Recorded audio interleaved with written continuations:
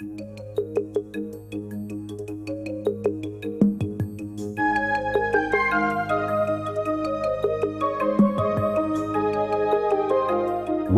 to the International Straight Talk video series on the big emerging markets of the 1990s and beyond.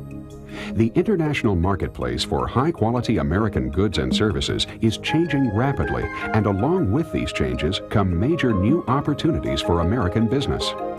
Of course, it takes specialized skills and know-how to compete successfully in foreign markets, and we believe that no area holds greater potential competitive advantages for American business than time and effort spent mastering the critical people side of doing business internationally. That's why the International Small Business Development Center, William Drake & Associates, GTE, TU Electric, and Texas Instruments have joined together to sponsor this video series. The writer, developer, and producer of the International Straight Talk video series and accompanying computer applications is Bill Drake, an internationally recognized speaker, trainer, and innovator in the area of business applications of human relation skills.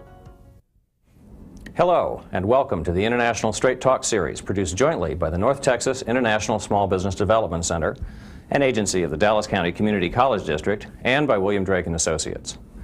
We gratefully acknowledge the ongoing support of the U.S. Small Business Administration for the development of these programs.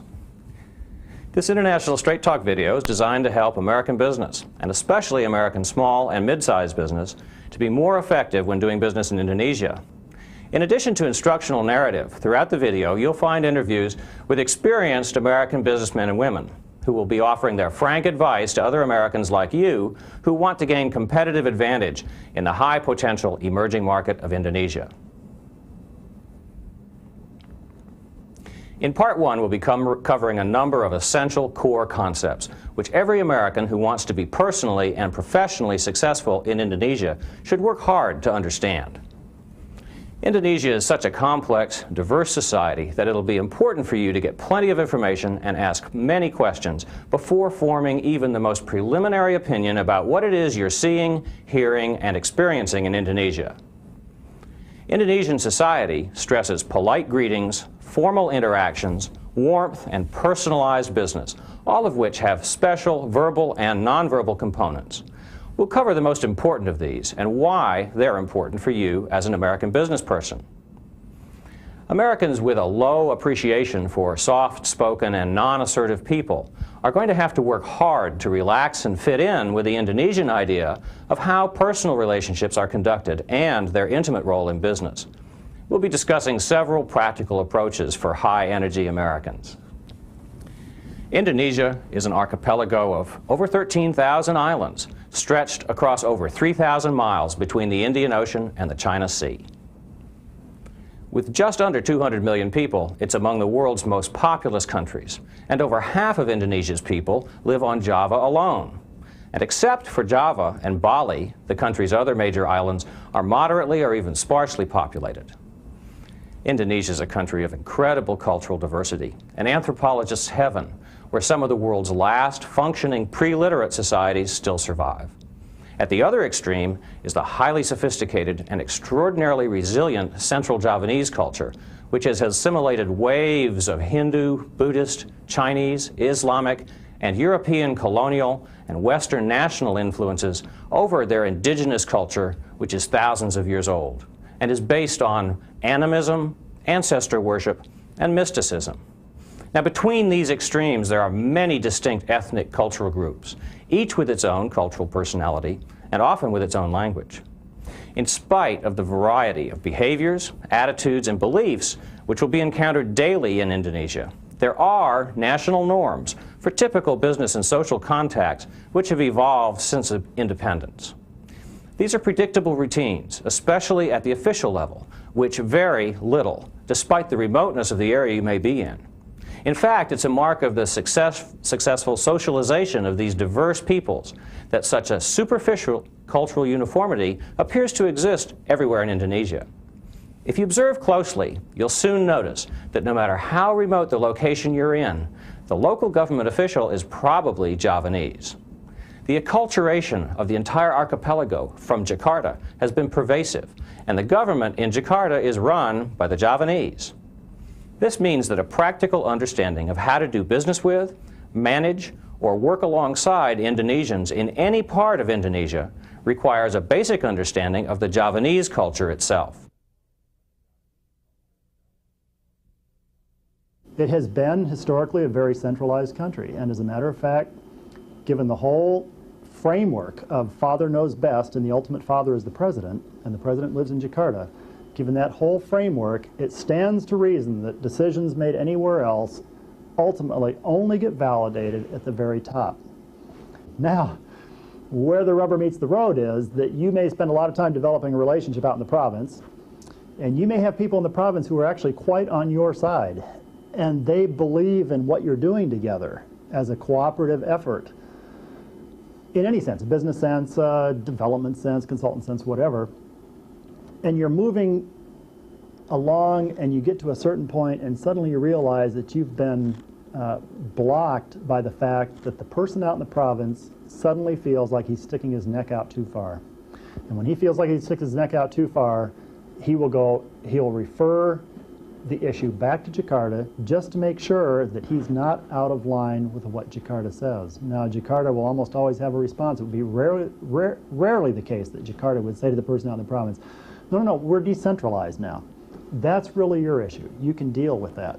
It's much more likely that they would give a directive or give input or whatever, and it sort of reinforces the fact that there still is this uncomfortable gray area of how far can you go in the province before you have to consult Jakarta. Now, it doesn't save everything just to be in Jakarta, because they have so many levels in Jakarta that you run the same risk. Decentralizing means passing authority down the chain to some extent. But when you get too far down the chain, suddenly somebody may start to feel like they're getting into a decision area that, although technically it might be their responsibility, they need to check it at a higher level. And so you end up waiting while word sort of floats up and floats back down as to how you should proceed. The Chinese, who are a small percent of the population, about 3%, are nevertheless an important minority and have long held a unique position in Indonesian culture. Trade and at least some migration have occurred since the very beginning of what in the West was the Christian era, and many influences have been thoroughly assimilated into Indonesian culture over this time. Still, the Chinese have remained ethnically distinct. Because of their hard-earned privileged status as the merchants for the Dutch, they developed a relationship with local Indonesian people as intermediaries with the colonial Dutch powers. Because of the Javanese reluctance, particularly among the elite, for dealing in business and commerce, the Chinese developed a symbiotic relationship with the Javanese ruling classes, which continues to this day in their relations with Jakarta's elite. They protect the Indonesian rulers' financial security, and in return, they're protected. Even after 7 or more generations living in Indonesia, however, Chinese people are still distinguished by the Indonesians from the pribumi, or the indigenous people who are said to be from the earth.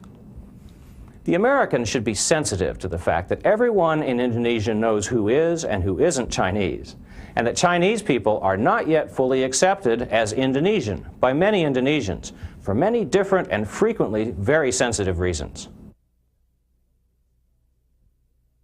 One thing we found for us very important for Indonesia is the connections and the networking you're able to do. We met a gentleman at the Small Business Development Center at a breakfast. There was a briefing on Indonesia. We exchanged cards, exchanged catalogs. He sent them to Indonesia, and within 2 weeks, we received information that they were interested in our products.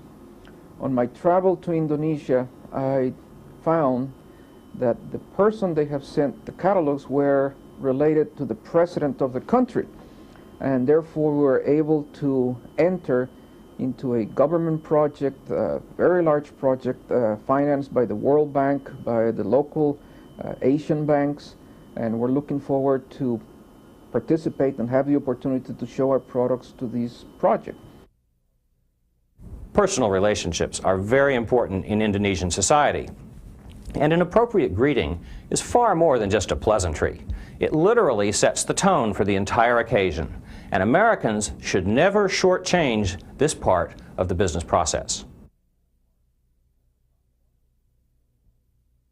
One of the key things that helps a lot is when you know of an office that you need to visit. There are offices that are set up to help people. There are tourism promotion offices, there are business offices, there are all those equivalents of things that we have here in America to help people.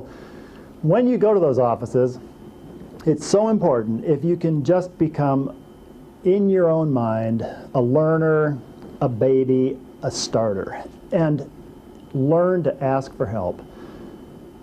I think it's really typical for us in the West to want to feel like we're in control of the situation, to not want to feel weak, to not want to feel like we don't know what we're going to do next, or we can't handle this, or we're over our heads, or whatever. But as a matter of fact, when you go to a new country, you are over your head, you are a baby, you are starting all over again. It's a given. You can't speak the language and so on. When you get to an office, it's very helpful if you go to, when you get there, if you're willing to say, I don't know what to do next. I need your help.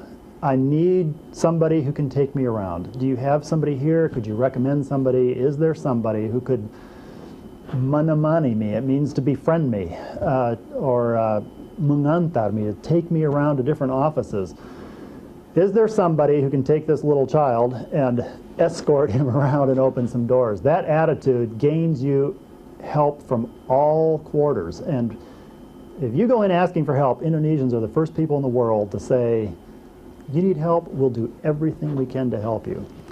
If you go in saying, basically, hey, I've got this under control, just refer me to the next office and call a taxi, they're kind of the first to say, okay, be warmed and fed, but you won't get far fast. While greetings in Indonesia are often informal, their observance is a necessary formality. A fact that's made easier by the fact that in Indonesia, greetings don't vary at all between men, women, superiors, inferiors, or equals. You greet your servants, a cabinet minister, or a passerby on your morning walk with the same egalitarian Islamic greeting, selamat, which means be safe or be blessed. Selamat is often combined with other words to make the greeting more personal or more distinctive. The proper use of selamat is the very least an American who hopes to succeed in Indonesia should learn. There are traditional gestures of greeting, which you'll observe and you may want to imitate when it feels natural to do so.